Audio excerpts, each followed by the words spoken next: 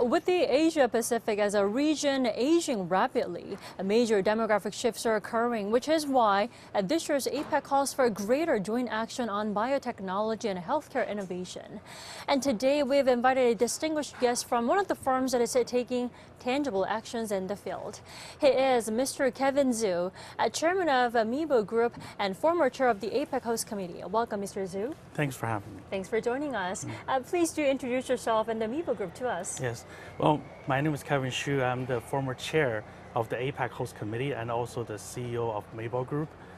We focus on clinical trial and also training clinical workforce around the world, especially in Asia-Pacific area.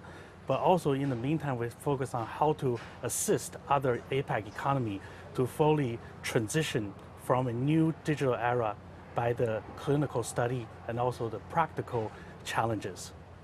Well, I hear MEBO Group's been a strategic partner of APEC. Walk us through how that's happened and why APEC needs MEBO as a partner.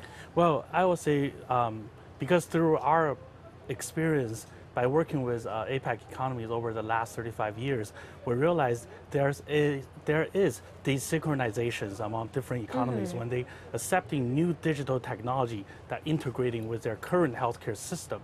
And that time we have to figure out a way to help lower the bar, but also bridging the gaps. So we can make sure we're creating a new APEC ecosystem that can not only be facilitating others, but also creating a unification of accepting new healthcare system. And that's why I'm here today at the CEO Summit and talk about this transition. Right. Well, today, I do have to remind you, this year's APEC's the theme is building a sustainable tomorrow.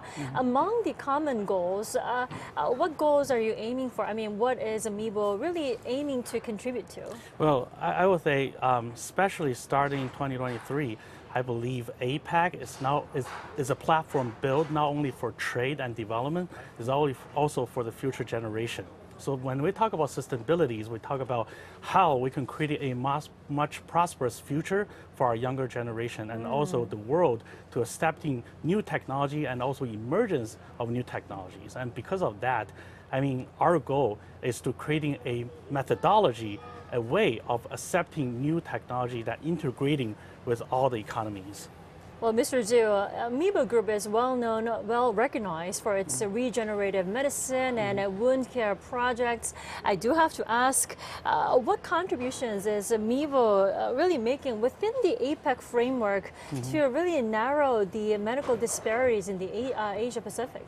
Well, I would say because our past experience working with APEC economies, we understand there's always differences and diversities among clinical practice, especially in different regions of APEC economies. And what we usually do is we do a lot of briefings by calling to action among the leaders in the academic field and also the leaders in the clinical practice field to find a way to creating a, what do we call, one wound, one care kind of a methodology that easily can be transitioned to the next generation of academic practitioners and also leaders and doctors.